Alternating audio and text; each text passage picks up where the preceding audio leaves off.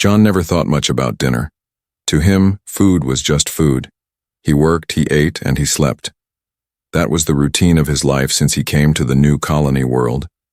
The colony was small, only a few thousand humans living side by side with different alien races. Most nights were quiet. People worked during the day and tried to relax at night. For John, relaxation usually meant eating in his small room, reading an old book, or just staring at the stars through his window. He liked peace. He liked normal. So, when the invitation came, he almost ignored it. A guard, tall and serious, delivered a silver envelope to his door. The seal was strange, shaped like a circle with claws stretching outward. He had seen that symbol before, carved into walls, printed on banners in the city square. It was the mark of the alien queen. John laughed at first. The queen, inviting me? That's impossible. But the invitation was clear. Dinner at the Palace. Attendance required. He sat down, staring at the envelope for a long time. His heart beat faster, but his mind told him it was a mistake. Why would the alien queen of this world want him, a simple man, at her table? He was not important. He was not a leader, not a soldier, not a scientist. He was just John. Still, ignoring the queen's request was not an option. Everyone in the colony knew her power. The queen was respected and feared, even by humans. Her army was vast, her daughters mysterious, her will unchallenged. People told stories about how she ended wars with only a word, how she punished those who disobeyed, how her enemies disappeared without a trace. John took a deep breath. He told himself it was just dinner, nothing more. Maybe she wanted to meet some of the colonists, maybe she wanted to show friendship. Yes, it had to be that. The next evening, he walked through the city toward the palace. The streets were quiet, almost too quiet, as if the whole colony knew where he was going and dared not follow. The palace rose above everything, black stone, glowing faintly with blue veins of light. Its towers stretched high into the clouds, its walls alive with shifting patterns. The air felt heavy around it, as if the building itself was breathing. Guards met him at the gate. They were not human, not even close. Their bodies were tall and insect-like, armored with dark plates that reflected the light. Their eyes glowed, with a sharp green fire. None of them spoke. They only moved aside and allowed him to enter. Inside, the silence was deeper. Long halls stretched out before him, lined with alien statues, creatures with wings, claws, and faces half hidden in shadow. Strange lights floated above the floor, changing color slowly like they were alive. Every sound he made, his footsteps, his breathing, echoed loudly in the vast emptiness. John's hands trembled, but he forced himself to walk straight. He kept repeating in his mind, "It's just dinner. Only dinner." He reached the main hall. A long table stood in the center, made of some black crystal that shined like water. Food was already waiting, platters of fruits that glowed softly, meat that seemed to move as if it were still alive, drinks that shimmered in silver cups. But John's eyes were not on the food. They were on the figures seated around the table. The daughters of the alien queen. They were not human, but they were not monsters either. Each one was different, some with skin like glass, others with hair that burned like fire, eyes too bright, too sharp. They watched him silently, their gazes heavy, their expressions unreadable. John felt as if they could see into his very soul, and then the queen herself entered. The hall fell silent even more than before. Every daughter lowered her head as their mother appeared. She moved slowly, but with such power that the air seemed to shift around her. She was taller than any human, her form wrapped in shimmering robes that seemed woven from starlight. Her crown was not metal but living bone, growing from her head like branches. Her eyes, deep, endless, impossible to look away from, locked onto John. John froze. His throat went dry. The queen did not speak. Not yet. She only looked at him, studied him as though he were the center of the universe. And in that moment, John realized something. This was not just dinner. This was something far more dangerous. John stood at the edge of the great crystal table, his heart thumping louder. Then the silence around him. The queen had not spoken yet, but her gaze pinned him in place. He felt like an insect caught under a glass, unable to move, unable to breathe.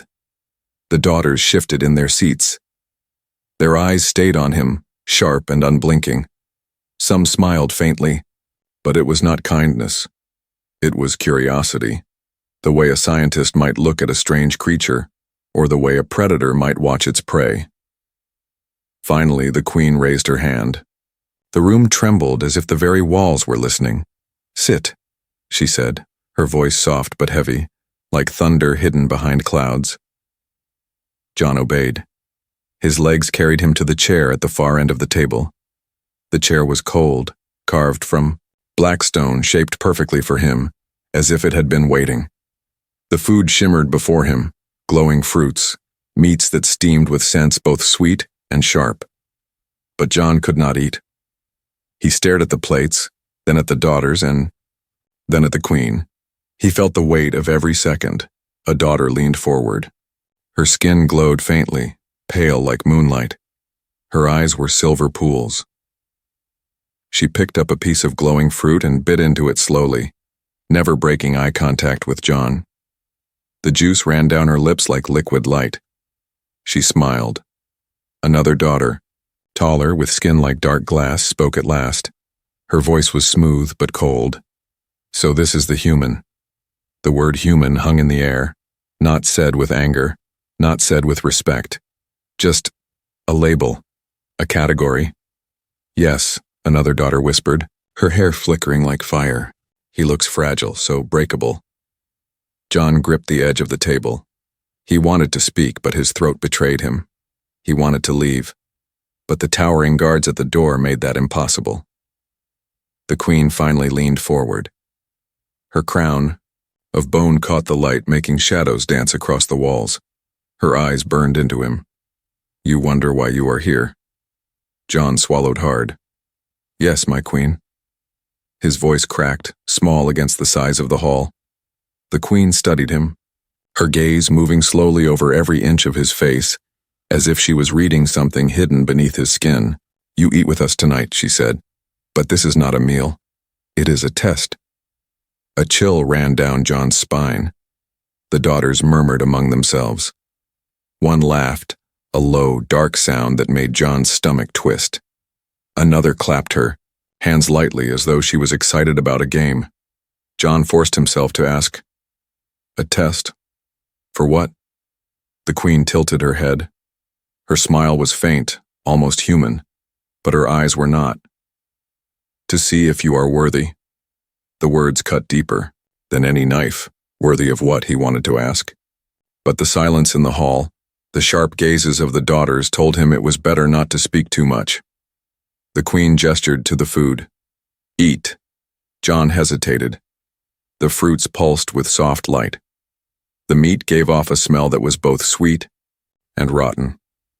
The drink in his cup glimmered like liquid silver. Every instinct screamed not to touch it. But he remembered the stories. Those who defied the queen never returned. He picked up a piece of glowing fruit. It was warm, almost alive in his hand. He bit into it. The taste exploded in his mouth. Sweet, sour, sharp, bitter, all at once. His vision blurred for a moment and the hall seemed to tilt. He forced himself to swallow. The daughters leaned closer, their eyes shining with interest.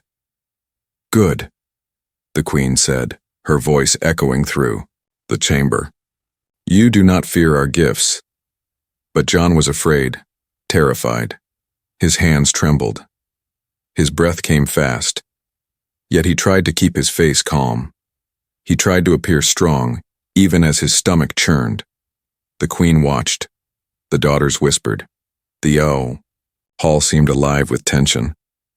Then the queen spoke again. "Many humans live in this colony, many men. But I chose you." The words slammed into John like a hammer. She chose him. Why? He was no leader, no warrior. Just an ordinary man. The daughters leaned closer, their stares sharper, their smiles wider. The queen's voice grew lower, heavier. You will learn tonight why you were chosen. You will learn your place in this world, and after tonight, nothing in your life will ever be the same. John's pulse raced, his skin prickled. He realized the truth. This dinner was not an invitation. It was a trap, a ceremony, a decision already made for him. And deep inside, for the first time, John understood something dark and certain. This was only the beginning. John sat frozen in his chair, the strange fruit still burning in his mouth. The alien queen's words echoed through his mind. I chose you. Chosen for what?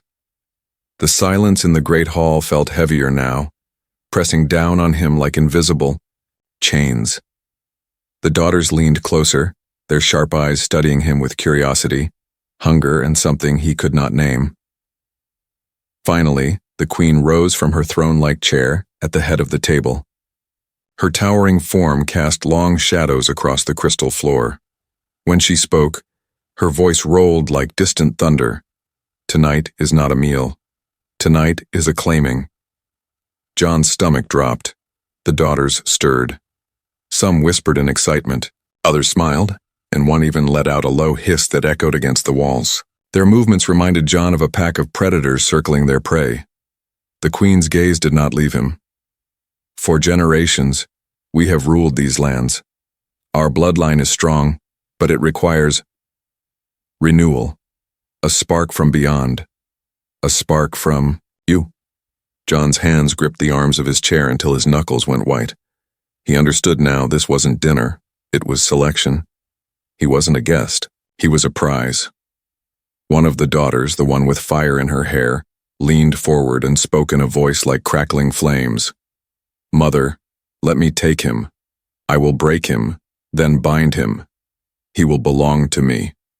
Another daughter laughed, her skin glowing like glass under moonlight.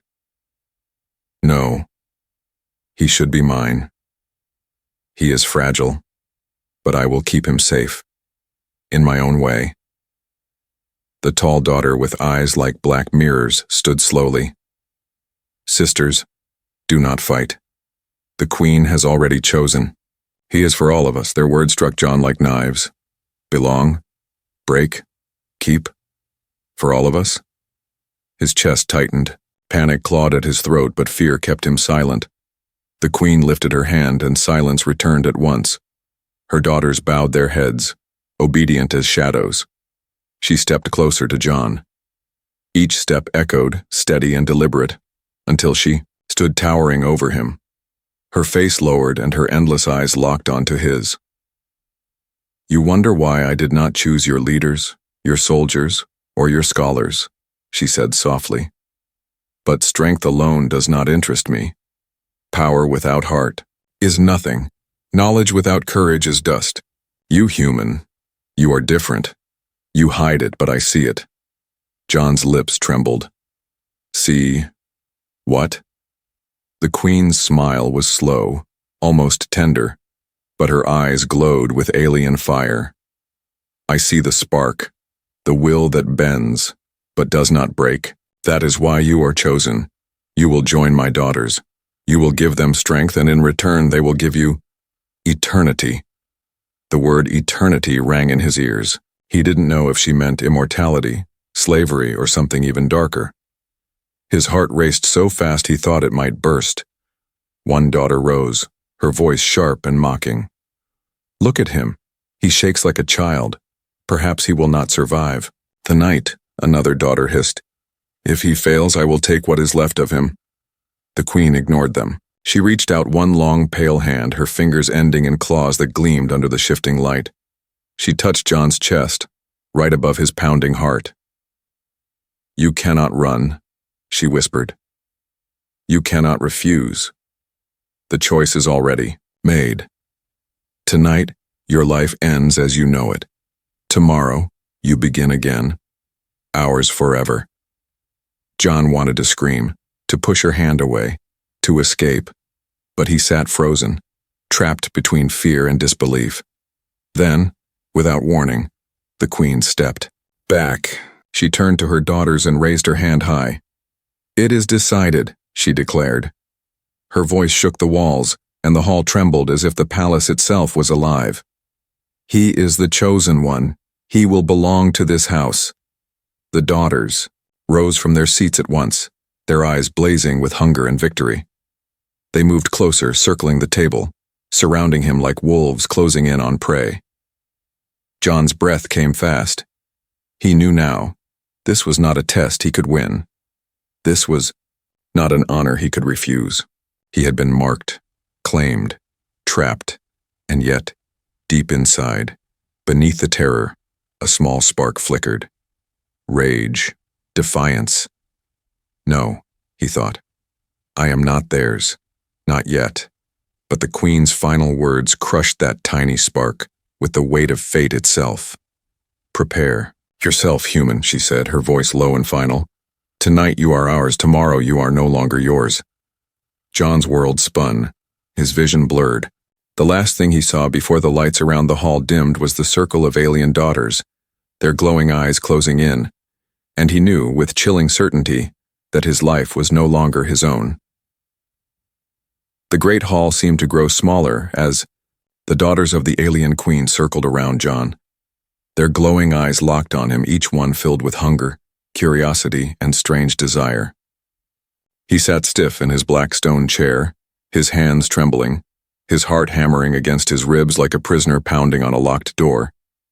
The queen stood at the head of the table, tall and unmoving, her shadow stretching across the floor like a dark river. Her voice broke the silence. "Tonight you choose." John blinked, his throat dry. "Choose what?" The Queen's eyes burned into him. "Choose which of my daughters will claim you. Refuse, and you will not live to see the sun." The words struck him like a blade. The daughters smiled, some cruelly, some sweetly, but all with the same sharp hunger.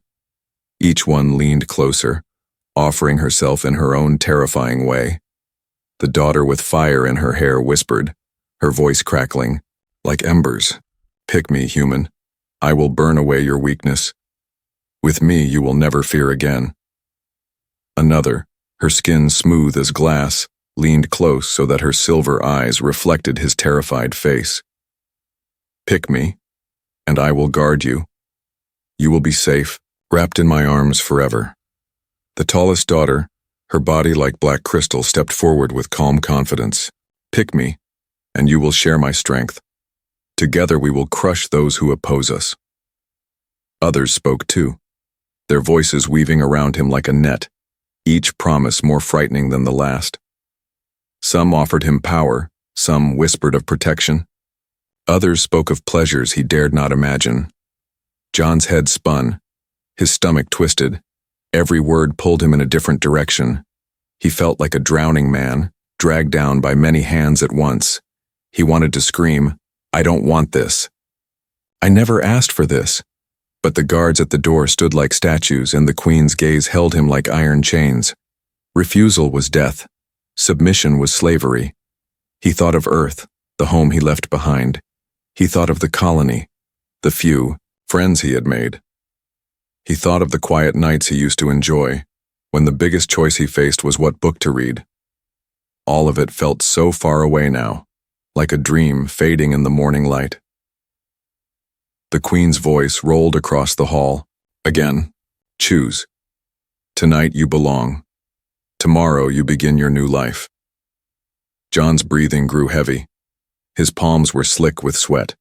He looked at the daughters one by one. Each face was alien, strange, beautiful, terrifying. None of them looked kind. None of them looked safe. But then, something inside him stirred. A thought, sharp and defiant. "They think I am weak. They think I will bend. They think I have no will. But I am human. And humans fight, even when hope is small." For the first time since the night began, John lifted his chin. He met the Queen's burning gaze with his own. His voice shook, but it was steady enough. "If I must choose, then I choose myself." The hall froze. The daughters hissed and whispered, their eyes flashing with fury. Some laughed, others snarled. The guards shifted their spears, ready to strike. The queen, however, did not move. She studied him in silence, her eyes unreadable. Then slowly her lips curved into a faint smile. "Brave," she said. "Foolish, but brave." She stepped closer, her robes whispering against the floor. Her clawed hand rose and hovered just above his head. "You dare refuse me. You dare refuse us." John's chest tightened. He knew his words might cost him his life. But deep inside he felt a strange strength, a spark that told him he had done the right thing. Better to die free than live as their captive. The queen lowered her hand, her voice dropping to a whisper. "Perhaps you are more than I thought," her daughters hissed in protest. "Mother, he defies us. Kill him, break him." But the queen raised her hand, silencing them. Her eyes never left John's. "No," she said softly. "He will live, for now. But he has chosen his path, and paths have consequences." John swallowed hard, his body shaking, but his gaze held firm. The queen stepped back, her presence still heavy in the air. "Tomorrow," she declared, "you will see what it means to challenge a throne. You will see why none refuse me." The daughters retreated, their faces twisted with anger and desire. The guards closed in, ready to escort him away, and as John was led from the hall, he felt a storm rising around him. He had made his choice. He had defied the queen, but deep in his heart he knew the price of defiance would be terrible. The guards' heavy footsteps echoed against the black crystal floor as they led John away from the great hall. His body trembled, but his mind was strangely clear. He had done the unthinkable. He had refused the alien queen. Death should have come instantly, yet she had spared him. Why? The corridors of the palace twisted endlessly, lit by floating orbs of light that shifted from blue to green. Alien statues stared down at him from both sides, creatures with wings, fangs, claws, and shapes no human mind could fully understand. The air was thick, humming with power. The guards stopped before a tall door of dark stone. One pushed it open, and John was shoved inside. The door slammed shut behind him with a sound that shook the walls. The chamber was smaller than the hall, but still grand. Strange markings covered the walls, glowing faintly.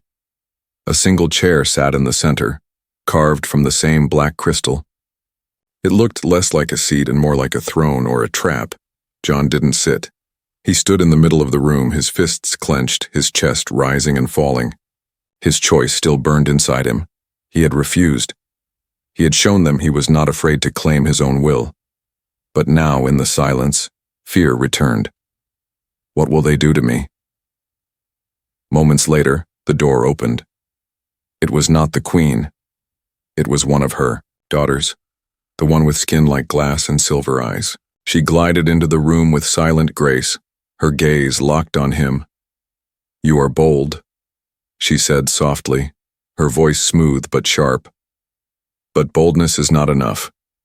Do you think you can defy the queen and live?" John didn't answer. He watched, her carefully, every muscle tight, ready to move if she attacked.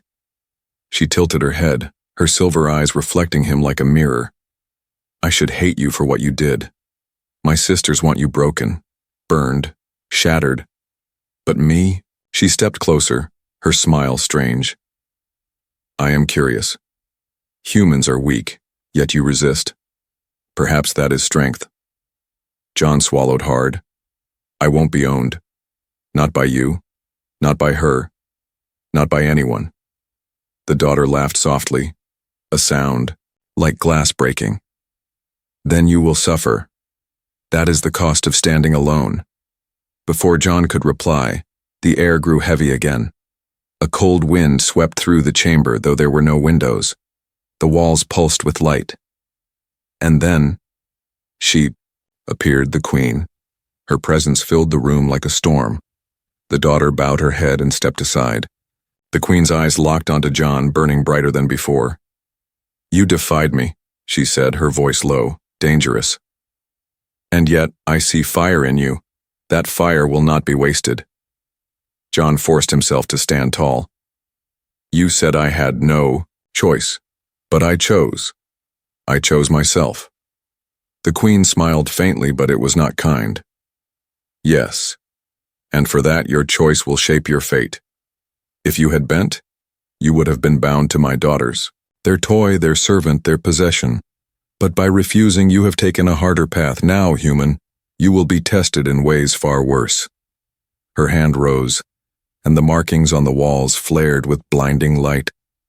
The room shook, and John felt. The floor opened beneath him. No, he shouted, but the stone vanished and he fell into darkness. He landed hard, his body striking cold ground. Pain shot through him, but he forced himself to rise. Around him stretched a vast underground chamber lit by rivers of glowing blue liquid. Shadows moved in the distance, crawling, shifting, snarling. The queen's voice echoed from above, carried by unseen power. This is the pit of trials. Every being who ever defied me has faced it. Most did not return. If you survive, you prove your worth. If you fail, you become nothing. This is your punishment. This is your choice.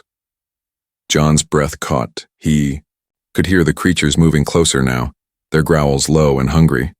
Their eyes blinked in the dark, dozens of them, maybe hundreds. Fear twisted in his chest, but beneath it, something else stirred again. That same spark, that human fire.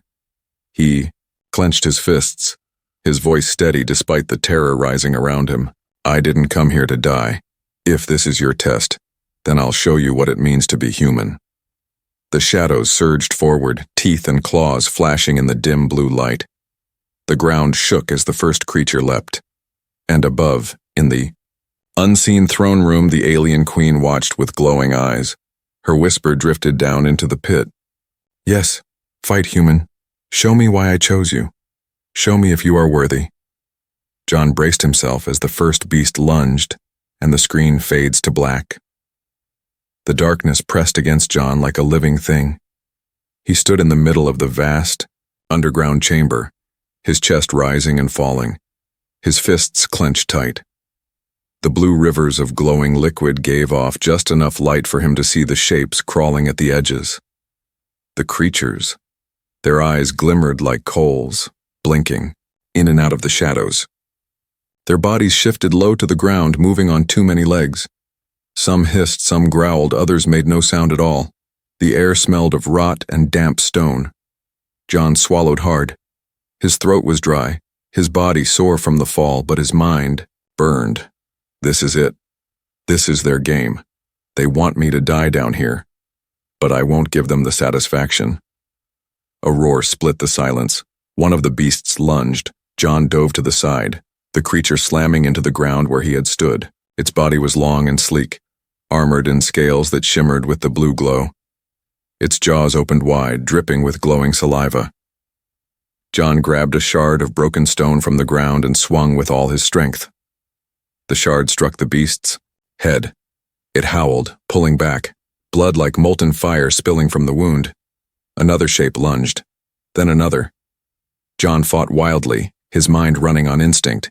He dodged, ducked, grabbed stones and bones from the floor. Every strike was desperate. Every move was survival, but there were too many. He was dragged to the ground, claws ripping at his arms, teeth snapping close to his face. Pain tore through him. He kicked, he punched, he screamed. His body burned with exhaustion, yet that spark inside him roared louder. I am not done, I am not theirs, I am human and I fight until the last breath. He smashed a rock into one creature's eye. It shrieked and fell back, thrashing.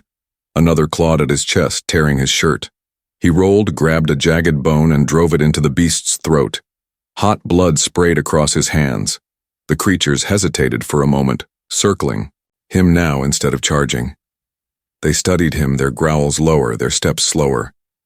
For the first time, John felt it. They were not mindless. They were testing him. Above, high in the unseen chamber, the queen watched. Her daughters stood at her side, their eyes glowing as they observed the pit. He bleeds, yet he fights, one daughter whispered. He is stubborn, said another. He is still alive. hissed the fiery-haired one. The queen said nothing. Her endless gaze never left John. Back in the pit, John's body ached. His arms were cut, his legs bruised, his breathing ragged. Sweat and blood mixed across his skin. But his eyes blazed with defiance. Another roar shook the chamber. From the far shadows, something larger moved. Much larger. The creatures that circled him scattered, retreating quickly. John turned, his heart slamming in his chest. From the darkness stepped the true beast. It was massive. Taller than 3 men, its body plated in bone-like armor. Its head was crowned with horns, its eyes burning red. The ground trembled with each step. Its breath was hot and foul, mist curling from its jaws. John staggered back, his hand gripping the bloody bone like a useless knife. His body screamed at him to run, but there was nowhere to go. The beast lowered its head and roared, the sound shaking the chamber like thunder. Above, the queen finally spoke, her voice echoing into the pit. This is the trial's heart. Survive, this human, and you prove you are more than prey. John raised his weapon, tiny and broken compared to the monster before him. His legs shook, but he stood tall. His voice, hoarse but steady, rose to meet the roar. I don't care what you throw at me, he shouted. I won't break, I won't kneel, I am not yours. The beast charged. Stone shattered under its weight as it thundered forward. John ran to the side, diving just as its horned head smashed into the wall. Dust and sparks exploded into the air. He rolled, gasping, scrambling to his feet. The beast turned, slower than the smaller creatures but far more deadly. Its glowing eyes locked on him. John's mind raced. I can't fight this head-on. I have to use the pit itself. He glanced at the glowing rivers of blue liquid. They hissed, faintly, steaming as they flowed. He didn't know what they were, but instinct told him they were dangerous. Deadly. The beast roared again and charged once more. John gritted his teeth, his body screaming in pain, but his mind sharpened. He darted toward the glowing river, dodging as claws slashed past him. The ground shook with every step of the monster behind him. He leapt across a narrow stream, landing hard. The beast followed without hesitation. Its massive foot crashed into the liquid, and the chamber erupted with light. The beast shrieked, its body shaking violently as the liquid burned through its armor. It staggered, roaring in pain. John didn't wait. He grabbed a heavy rock and hurled it at the beast's wounded side. The creature stumbled, its roars echoing across the pit. John's chest heaved, his body screamed, but for the first time he saw it. Hope. And above, the queen leaned forward, her endless eyes unblinking. Yes, she whispered. Show me. Show me why you are mine. John glared upward, his voice ragged but full of fire. I'll show you why I'll never be yours. The beast roared again, and the chamber shook as the battle truly began. The monster's roar shook the entire pit, echoing off the stone walls like thunder rolling through a storm. Its massive horns scraped the ceiling, sparks flying as it lowered its head again. John stood near the glowing river of blue liquid, his chest rising and falling in ragged breaths. His body ached, his cuts burned, but his eyes were sharp. The beast charged. John sprinted to the side, every step jarring his bones. The ground cracked as the creature slammed into the wall, dust falling like rain. John stumbled but didn't fall. He forced his legs to keep moving. I can't fight it with strength, I need to outthink it. The creature turned, slower now but still deadly. Its red eyes glared through the dust. Its breath came in heavy blasts, carrying the stink of burning metal. John spotted jagged stones hanging from the ceiling above, thin pillars of crystal holding them in place. His mind raced. If he could get the beast to strike there, maybe, just maybe, he could bring the pit itself down on it. The queen's voice floated into the chamber, low and powerful. Run, human, run until you break. The pit eats all who resist. John ignored her. He kept his eyes on the stones above. The beast roared again and lunged. John sprinted, weaving between broken columns, his breath sharp in his throat. The monster followed, its steps shaking the ground like falling boulders. Dust and shards of rock rained from the ceiling with each crash. John slid behind a crystal pillar. The beast smashed into it, shattering it to pieces. Shards flew past him, cutting his skin, but John barely noticed. He was too focused on the ceiling above, on the cracks spreading wider. "Come on," he muttered. "A little more." The beast charged again. John darted to the side, grabbing a heavy stone and hurling it at the creature's head. The rock bounced off, but it was enough to anger the monster. It roared and slammed into another pillar. The ceiling groaned. A chunk of stone broke free and crashed to the ground with a deafening boom. John's heart leapt. His plan was working, but the beast was faster this time. Before he could move, its massive claws swept across the ground. John was thrown off his feet, his body slamming into the wall. Pain exploded through his chest. He gasped, struggling for breath. The beast stomped closer, each step shaking the ground. Its massive shadow fell over him. Above, the daughters leaned forward, their glowing eyes fixed on the pit. One whispered with a cruel smile, "He will die now. The queen's game ends." But the queen said nothing.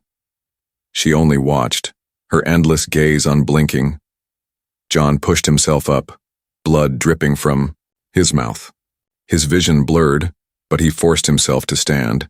His legs trembled, but he would not kneel. Not now. Not ever. The beast roared, lowering its horns. John closed his eyes for a moment. He thought of Earth, the smell of rain, the quiet nights, the stars he used to watch from his window. He thought of the colony, the people living in fear under alien rule. He thought of the queen, her voice calling him prey, her daughters circling like wolves, and then he thought of himself. "I am not prey. I am not theirs. I am human. And humans fight until the end."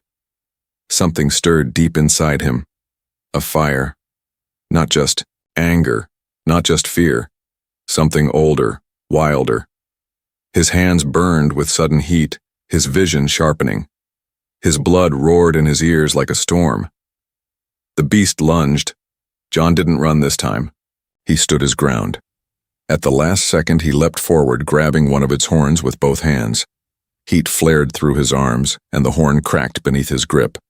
The monster shrieked, shaking violently, but John held on. His eyes blazed, now with light, the same blue glow as the rivers around him. Energy surged through him, strength he didn't know he had. With a scream that echoed through the pit, he twisted the horn until it snapped clean off. The beast howled, staggering back. Blood sprayed from its head, glowing like molten fire. John gripped the broken horn like a weapon, his body shaking but alive with power. The daughters gasped above, their whispers sharp and urgent. "What is this?" "He glows like the rivers. No human should wield such strength." For the first time, the queen's lips curved into something close to a smile. "Interesting," she whispered. John tightened his grip on the horn, staring at the wounded monster. His body burned, his cuts forgotten, his fear drowned by the fire inside him. "You wanted a fight," he growled. "Now you've got one." The beast roared again, but there was something different now. Its steps were slower, its eyes wary. It circled him carefully, no longer charging recklessly. John raised the glowing horn like a blade, his jaw set. He was no longer just surviving. He was no longer running, he was fighting. And for the first time since the nightmare began, he believed he could win.